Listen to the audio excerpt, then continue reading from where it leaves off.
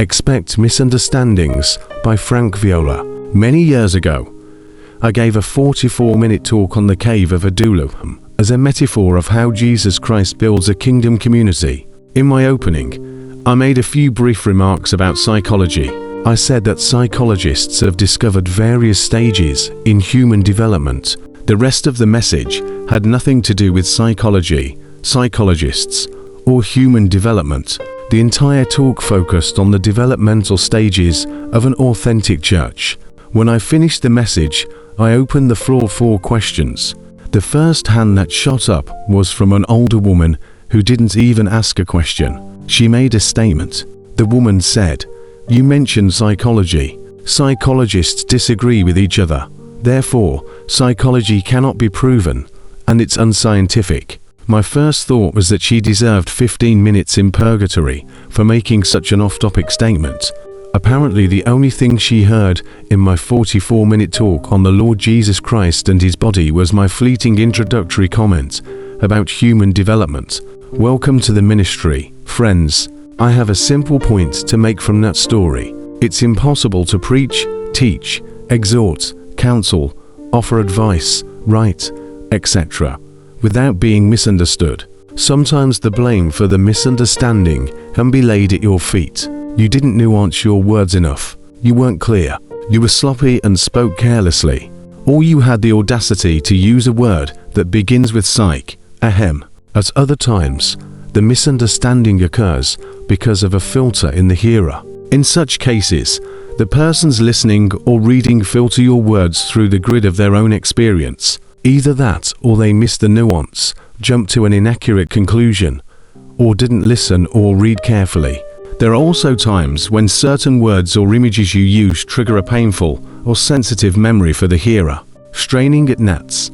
I remember Jack Taylor telling the story of a preacher who once used the word breeches in his sermon.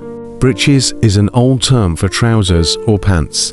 When the preacher finished his talk, a woman said to him, "I'm offended that you used the word breeches in your sermon. You should have used trousers." The preacher replied, "Do you remember what I said before I used the word breeches?" "No," she answered. "Do you remember what I said after I used the word breeches?" "No," she said. "I see," he replied. "Well, I'm glad I used the word breeches, because if I hadn't, you would have gotten nothing out of my sermon." Of course, his sermon didn't focus on breeches, pants, trousers, or psychologists. Would you like a word of encouragement?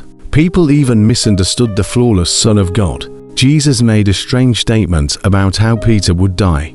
Peter then asked Jesus how John would die. The Lord gave a simple but direct response. "If I want him to remain alive until I return, what is that to you?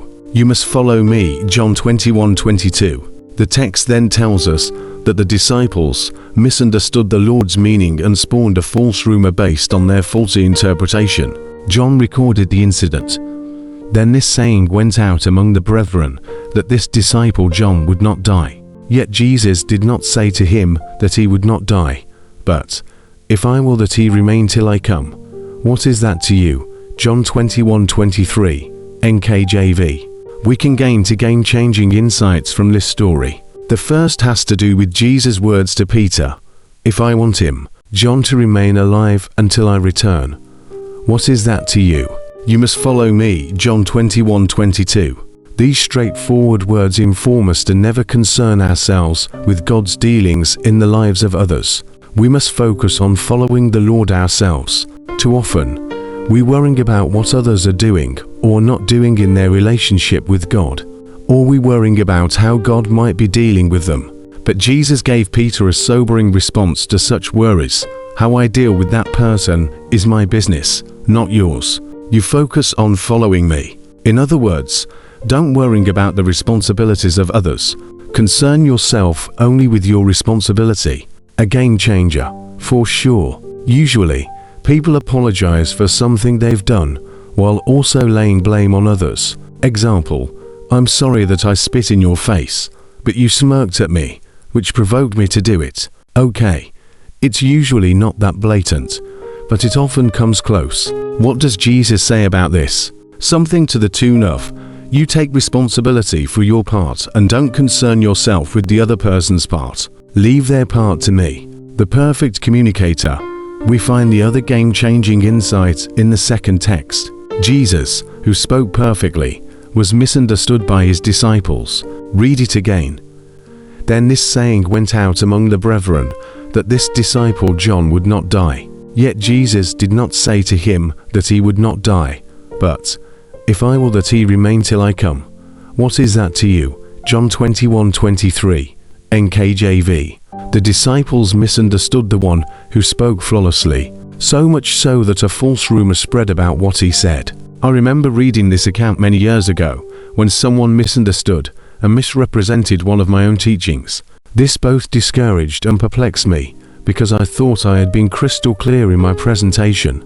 But this passage relieved and reassured me. Even Jesus, the greatest communicator who ever breathed oxygen, was misunderstood by his closest followers. Another game changer. Since that time, these two texts have meant a great deal to me personally.